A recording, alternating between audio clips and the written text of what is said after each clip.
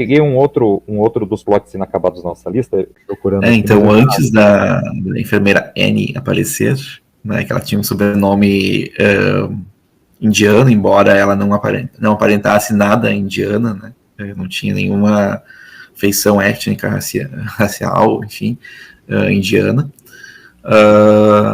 Ela encontrou o destrutor, né, o Alex Summers. Ele estava catatônico e tal, e ela levou ele para um hospital onde ela estava cuidando dele, e isso acontece depois que o destrutor, o Alex Summers, ele volta do mundo do Mutante X, que ele tinha ido parar no final, no encerramento da primeira série do X Factor, né, e que era Mutante X era uma realidade alternativa, enfim, que o Alex Summers era casado com a Madeleine Pryor, tinha um filho e tinha uma equipe meio renegada de X-Men. Oi? Tinha a Tempestade Vampira, tinha a Tormenta. Isso, tinha o Bruto, tinha... Isso, que também foi muito pouco publicado aqui no Brasil. Saiu, acho que 3 ou 4 edições da revista do Wolverine, que era bem divertido, inclusive, né, essas histórias. Né? Aqui, não sei se vocês achavam também interessante, divertido. Eu sempre gostei. Eu pus aqui, né, o Mutante X, que é a fase que antecedeu. Uhum. Aí ele voltou. Só um negócio que bem no meio mas eu lembrei. É um negócio interessante que eles fazem quando as pessoas voltam de outras realidades, né? O Destrutor, quando volta para a realidade Marvel, que ele tinha sofrido um acidente nos últimos números de X Factor, tentando impedir lá que o Fera Negro soltasse uma nova versão do vírus legado. Tinha até uns caras que vieram da X do futuro para ajudar ele. Isso. Quando ele volta pro nosso universo, ele volta catatônico. Acontece a mesma coisa quando a Psylocke volta dos New Exiles, né? Ela vai aparecer também, o corpo dela tá até sendo usado para aquela irmandade de mutantes que são só irmãs, né? Que são só mulheres, as personagens. Essa fase aí, nossa. Eles tinham uma ideia, parece que viajar, pelo menos para algumas pessoas, viajar pelo multiverso não fazia bem, né? As aparições da Annie, do filho dela, e esse plot de ter alguém por trás estão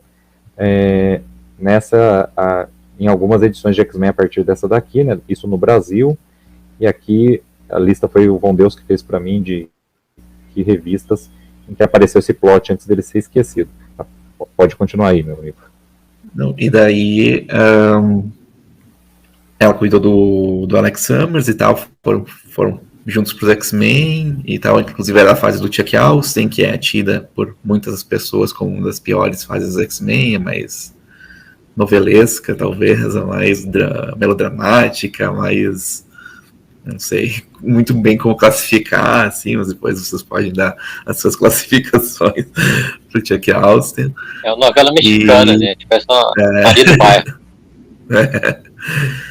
E engraçado, né, que o Chuck Austin, ele tem todo esse estigma aí de ser um roteirista ruim, mas eu acho que a passagem dele nos Exilados, ele fez uma boa passagem. Eu acho que ele faz um arco bem interessante com o Hyperion e tal, né. Mas voltando então para a enfermeira Annie, ela tinha um filho chamado Carter, né, que não é muito bem revelado quem é o pai e tal, e esse filho ele é perseguido, não sei, ele é acompanhado por uns olhos verdes brilhantes, assim, que meio que influenciam ele a fazer coisas malignas e tenta cooptar ele pro lado maligno, e nunca é bem revelado sobre isso. E aí, se não me engano, o site UncannyX-Men.net, ele fala que o que o Chuck Austin queria fazer era relacionar ele com a Cassandra Nova, que esses olhos seriam a Cassandra Nova. Mas também isso não ficou claro, era só uma intenção dele, né, e nunca foi concretizada mesmo nas HQs. O Chuck Austin era o total rejeitado, né, que ele queria trazer o Colosso de volta e não deixaram também. Por isso que ele colocou o Fanático na equipe. E tinha toda aquela trama do Squid Boy, né, não sei se é Garoto Peixe, que ficou aqui no Brasil. Como? Semi. Não, eu tô falando o nome, a identidade secreta dele, né? Sim. Né, que era pra ser uma coisa emocionante e tal, que ele também trabalhou Estrela Polar também, no começo, assim. Acho que talvez uma tentativa de tangenciar temas LGBTQIA+, ali nos X-Men, com Estrela Polar e tal, mas também não foi muito pra frente isso aí, né? Até que tinha aquele negócio do sangue que também é um plot que ficou em aberto, o sangue do anjo que curava as pessoas e tal. Então, várias coisas ali que o Chuck Austin inseriu que ninguém levou muito a sério. Não, parece que fingem que a fase dele não existiu.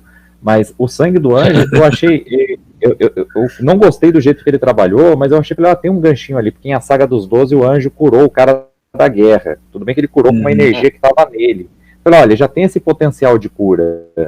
Agora eles estão levando pro sangue, quem sabe ele vai amarrar. Aí não, as coisas não iam meio que pra lugar nenhum.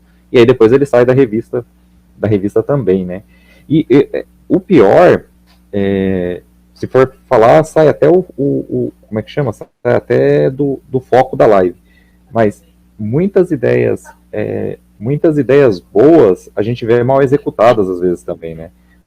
Por exemplo, eu achei legal, eu não gostei nada do roteiro, mas eu achei legal aquela ideia do Azazel tá preso em outra realidade, alguns personagens que a gente viu, a gente não sabia a origem, serem filhos dele.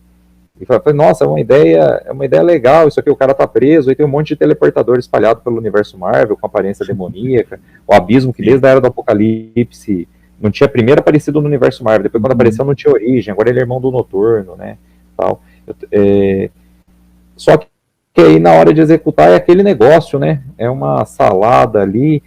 Eu lembro que eu não tava achando meio estranho, mas até tava gostando da ideia, comentei com um amigo, falou, não, ele reciclou aquela história de daimônitas e querubins, falei, nossa, é isso mesmo. Colocou eles em X-Men e virou isso, você resumiu a fase, obrigado. Mas era pouco. Essa história aí do Noturno e da Mística era um plot inacabado também, que daí foi costurado pelo Chuck Austin, né? Mal costurado, porque arrebenta fácil, mas enfim. Inclusive é o único plot que voltou, né, gente? Porque em Amazing X-Men da fase Marvel Null, os caras trouxeram o Azazel de volta, junto com o Noturno, né? Trouxeram o Noturno dos mortos e mostraram o Azazel perdido num plano dimensional.